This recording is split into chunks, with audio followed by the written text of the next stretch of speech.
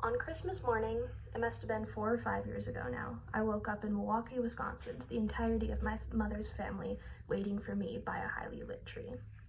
Christmas has always been my favorite holiday. It's been a time to get together and enjoy family and make good food with laughter and board games by a fire. That year, after opening all my presents under the tree, I decided to walk a few blocks to a neighborhood park with my mom, my aunt, my uncle, and my grandma.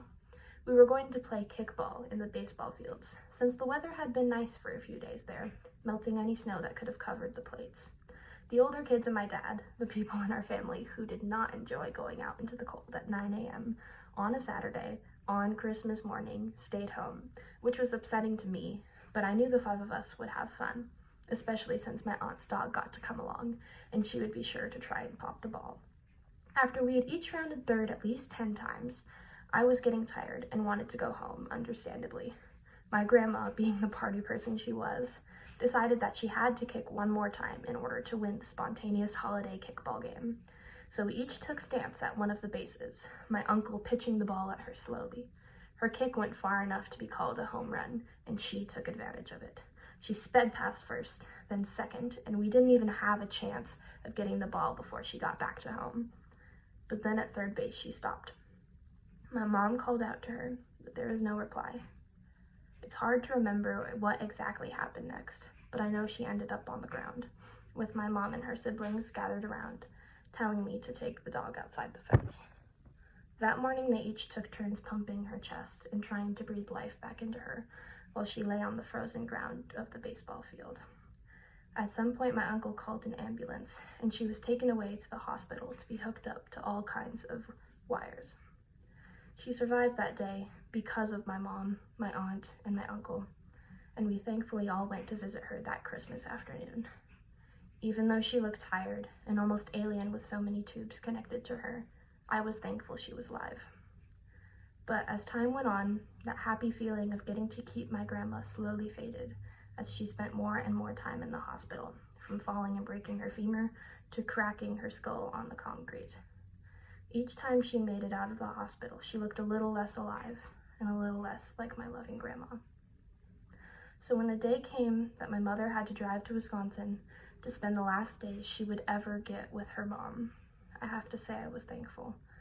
Every time my mom picked up the phone that year and heard something else happen to her mother, her face sank and she lost a little of her hope. Knowing that that pain would be ended for not only my mom, but my aunt, my uncle, my grandpa, and my grandma made me thankful for the first time since that one Christmas morning. Now, I'm not saying death isn't devastatingly hard and painfully bitter, for those days after she left us were the hardest of my life up to that point. Seeing my mom break down into tears when a distraction wasn't present hurt, and hearing my dad's voice break as he delivered the eulogy made me break a little as well.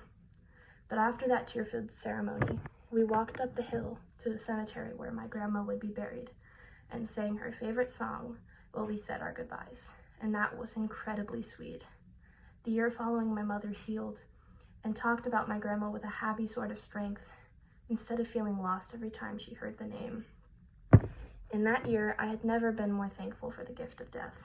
It sounds odd, even a little bit pessimistic, but that was the most optimistic year of my life. I could see that all the animals we had lost as a family were no longer in pain, or even just stuck in a slowly decaying body. Any patient my father had ever seen pass away in the hospital he works in was just moving on to a less despondent way of existing. Death gives life to a new generation and makes room for more beautiful and lovely things to take its place. Where all the family dogs that have passed lie buried in my grandpa's pasture, flowers bloom each spring, feeding the wildlife that happens upon the grave. In their place, we've adopted new pets, each of whom we've loved wholeheartedly without loving those passed on any less. Where my grandma is buried, grass grows green in the summer to cover the hill in a beautiful color that any passerby can enjoy.